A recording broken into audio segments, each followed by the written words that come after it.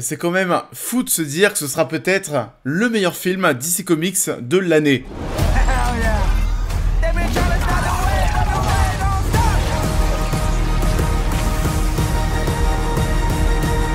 Bonjour à tous, et bien écoutez, j'espère que tout le monde va bien. On se retrouve aujourd'hui pour une nouvelle critique rattrapage. Il va être question de Blue Beetle qui est déjà sorti il y a quelques semaines au cinéma, que j'ai vu avec un petit peu de retard parce que oui, j'étais en vacances. Et c'est du DC Comics, donc forcément ça m'intéresse, même si c'est vrai que c'est pas le projet le plus hypant. Donc, ce Blue Beetle, qu'est-ce que ça donne au final? On en parle. Blue Beetle est un nouveau film estampillé DC Comics réalisé par Ángel Manuel Soto. Fraîchement diplômé de l'université, Rémi Reyes rentre chez lui plein d'ambition, mais le destin va s'en mêler. Rémi se retrouve par hasard en possession d'un scarabée biotechnologique extraterrestre. Et oui, le film, on s'y attendait, le film est au cinéma depuis pas mal de jours, et on le sait déjà, c'est un gigabide. C'était bien sûr plus que prévisible. Il y a plein de gens qui ne connaissent pas du tout le personnage. C'est un des pires départs pour un film DC Comics au box-office. Bien sûr le pire cette année, même pire que Shazam 2 qui avait, là aussi, c'était un échec mais monumental. Une catastrophe industrielle. DC Comics entre Shazam 2, The Flash et Blue Beetle. Mais waouh, quelle année! On va voir ce que va donner Aquaman 2 à la fin de l'année, mais là on part vraiment sur un strike. En plus de ça, forcément ça a desservi la communication, mais ce Blue Beetle débarque dans une période un petit peu bizarre pour DC Comics. On est en pleine transition entre l'ancien DC Comics et le futur qui va être porté par James Gunn, et on sait pas trop parfois sur quel pied danser. Alors ce projet, ce film, ce Blue Beetle, est le premier héros présenté qui sera présent dans le futur univers DC Comics, mais ce n'est pas le premier film de l'univers. Le premier, ce sera bien sûr le Superman de James Gunn. Et vous n'y comprenez rien, ne vous en faites pas, c'est le cas de beaucoup de personnes. On est vraiment sur un long métrage qui a le cul entre deux chaises, forcément en termes de communication, c'est pas ce qu'il y a de plus facile à vendre, et en plus de ça, parler d'un héros, vendre un héros qui s'appelle le Scarabée Bleu, voilà, il y a quand même plus bandant.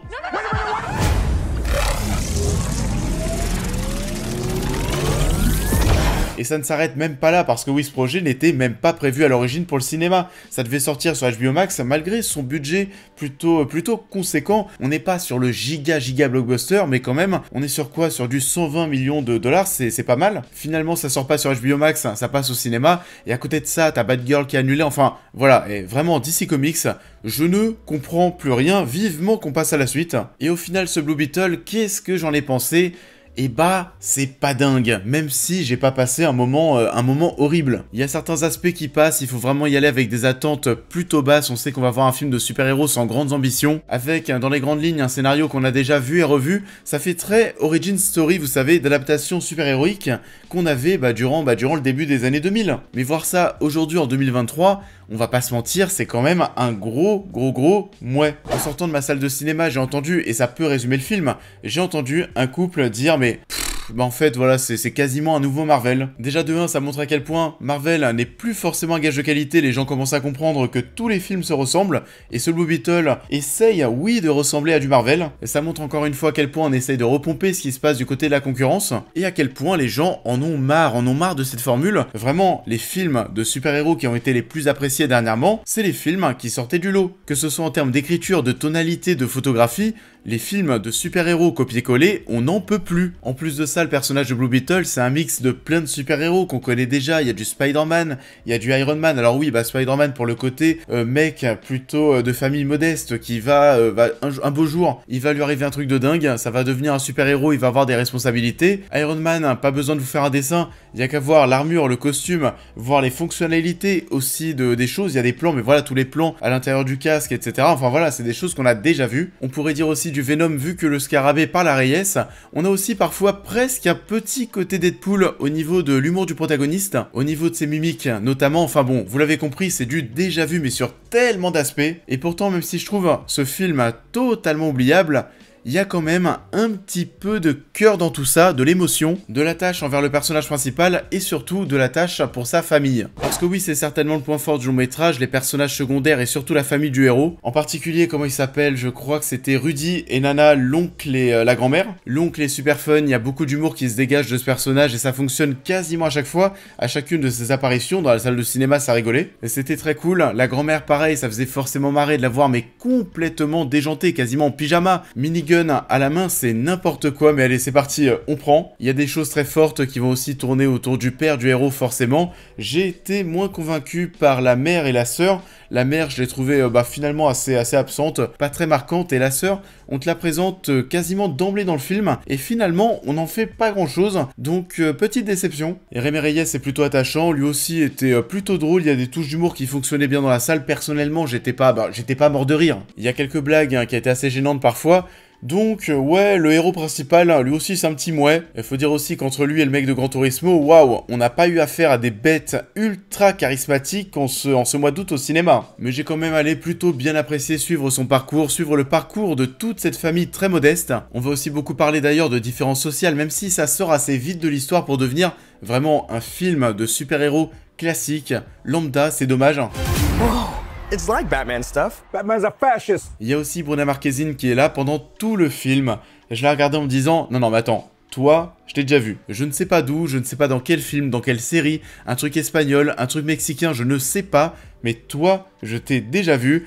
Et au final, ça n'a rien à voir avec le cinéma, avec les séries, même si elle est actrice, c'est l'ex de Neymar, tout simplement. Donc voilà, peut-être que je vous apprends ça, c'est l'information du jour. Malheureusement, j'aurais bien aimé vous dire qu'elle était aussi bonne actrice, mais c'est pas vraiment le cas. Et au niveau du spectacle, des scènes d'action, parce que oui, quand on va voir un film de super-héros au cinéma, on a envie d'avoir des scènes d'action marquantes, on a envie d'avoir des personnages, des méchants qui vont l'être d'eux-mêmes, et on a vraiment, mais absolument rien de tout ça. Les scènes d'action sont vraiment pas ouf, je ne me souviens d'absolument rien au niveau des scènes d'action. Le climax, ça fait presque Iron Man 1, vous savez, avec ce combat armure contre grosse armure. Il y a rien à retenir, les méchants sont tellement osef, on en a rien à faire. Suzanne Sarandon, qu'est-ce que tu fous là? Vraiment, les fonds verts sont vraiment pas top. Rémi Reyes, c'est son truc, vous savez, d'aller s'asseoir sur un toit et puis de contempler la ville, presque.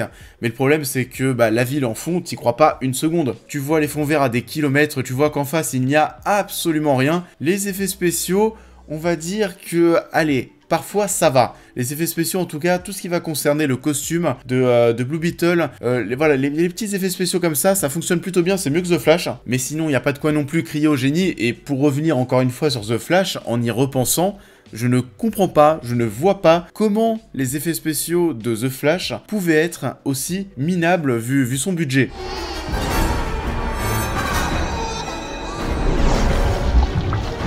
On parlait du climax qui n'est pas du tout marquant, il est aussi très très long. Le film dure quoi? Le film est long, déjà dans tous les cas, il dure quoi? 2h10 2h10 pour un film Blue Beetle.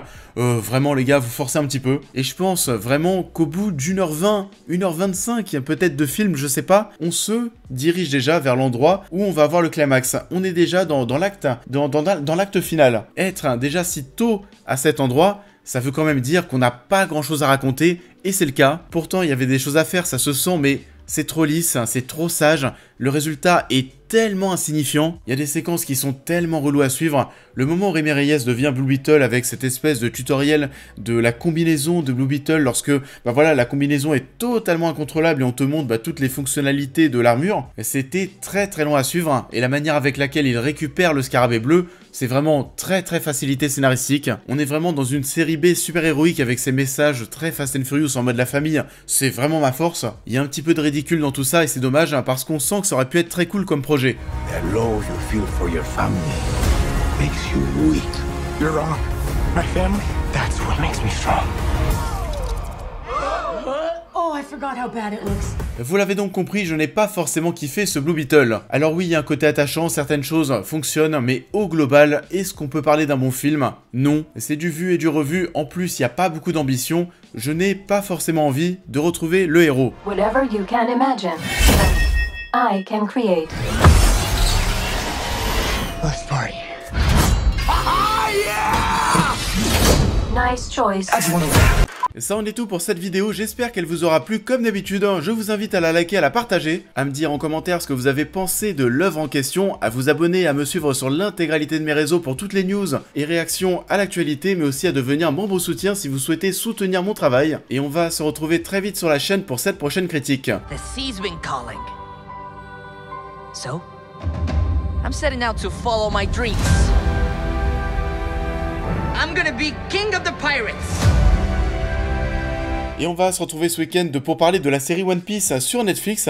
Je pense que ça fait longtemps que Netflix n'a pas créé un petit événement, n'a pas sorti une série événement sur leur plateforme. Je suis pas du tout un grand connaisseur de One Piece, mais je suis assez curieux, on en parlera sur la chaîne. Je vous souhaite en attendant une très belle semaine et je vous dis à très vite.